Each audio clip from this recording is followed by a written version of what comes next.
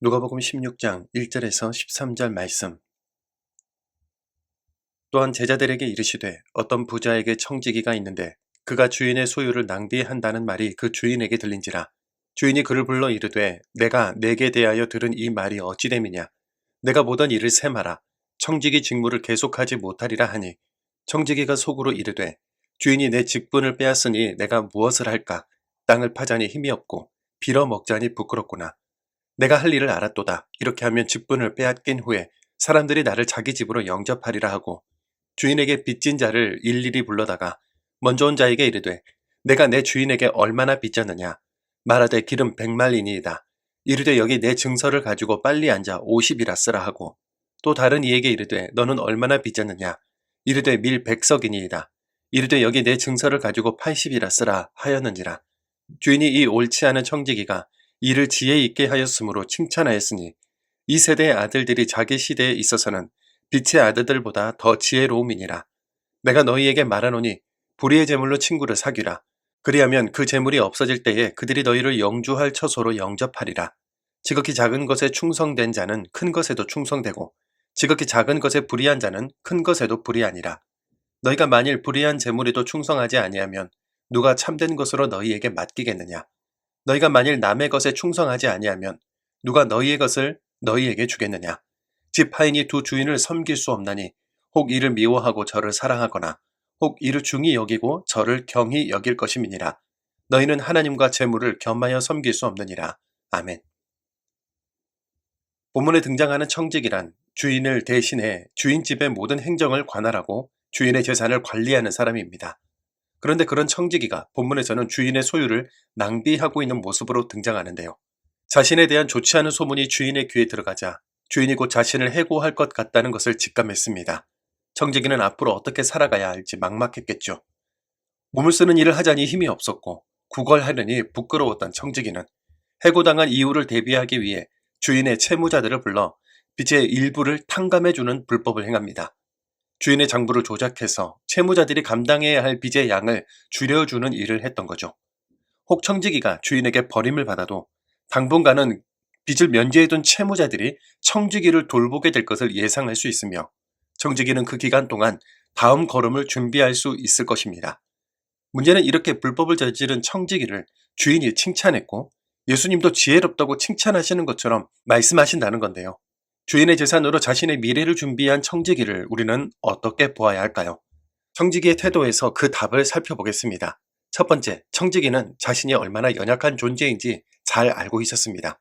정직하지 못하고 능력도 부족해 주인의 재산을 잘 관리하지 못했으며 아무런 힘도 없는 사람이라는 자기 인식을 하고 있었죠. 두 번째, 청지기는 주인이 무엇을 더 원하는지 알았습니다. 주인은 재산이 상상 이상으로 많은 사람이었는데요. 그런데 그 주인은 재산을 늘리는 것보다 사람을 더 중요하게 생각했죠. 그러니 자기 청지기가 불의한데도 불구하고 즉시 해고하기보다는 유예기간을 두기도 했습니다.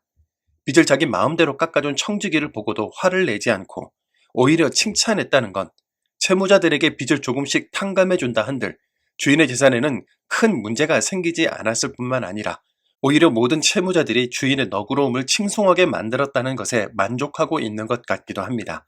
세 번째, 청지기는 자신의 미래를 준비하는 영민함을 보였습니다. 주인에게 쫓겨나더라도 영주할 초소를 마련하는 행동이었던 거죠. 예수님의 이 비유가 해석이 난해한 이유는 상식적인 관점에서 옳고 그름의 기준으로 이 비유를 해석하려고 하면 이해할 수가 없기 때문입니다. 주인은 일반적으로 행동하지 않기 때문에 이해하기 어려운 사람이며 주인의 평가 기준은 정의가 아니라 지혜이기도 합니다. 주님은 이 비유를 통해 악의 세상을 어떻게 살아가야 하는지에 대한 제자도를 말씀하시는데요. 주인의 재물을 가지고서라도 사람의 마음을 사고 친구를 만드는 영민함을 우리 빛의 아들들, 그리스도인들이 닮아야 한다는 교훈입니다. 우리가 이 땅에서 소유한 모든 것은 내 것이 아니라 원래 주인이신 하나님의 것입니다. 이 땅에 사는 동안 하나님께 받아 잠시 빌려 쓰는 것이기에 우리도 이 땅에서 청지기와 같다 할 수 있겠죠. 그러나 부와 재산은 사람을 굴복시키는 매우 위험한 힘이 있어서 우상을 삼거나 목적 삼으면 반드시 문제가 될 수밖에 없습니다.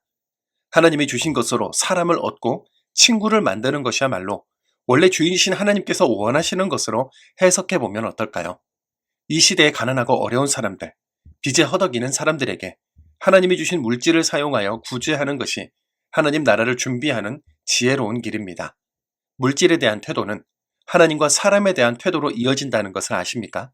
하나님이 주신 것을 마치 내 것인 양 생각하는 것뿐만 아니라 그것으로 다른 사람을 위해 사용하지도 않는 것은 지혜 없는 모습이기에 하나님은 그에게 많은 것을 맡기지 않으십니다. 오늘은 나에게 주신 물질로 하나님과 그분의 사람들을 섬기는 일을 해보지 않으시겠습니까? 나의 섬김이 지쳐있는 누군가의 삶과 인생에 시원한 물 한 잔이 될 것입니다. 사랑의 주님, 우리의 시선이 참 좁았습니다.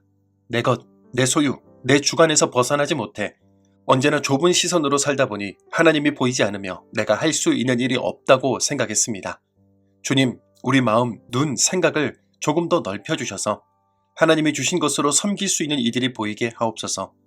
우리는 능력이 부족하고 연약하나 우리를 통해 지금도 하나님의 사랑이 드러날 수만 있다면 기쁨으로 주님께 내어드릴 수 있는 믿음을 주옵소서. 우리가 재물을 섬기는 자들이 아니라 하나님을 섬기는 자녀가 될 수 있도록 우리와 함께하여 주옵소서. 예수님의 이름으로 기도드립니다. 아멘.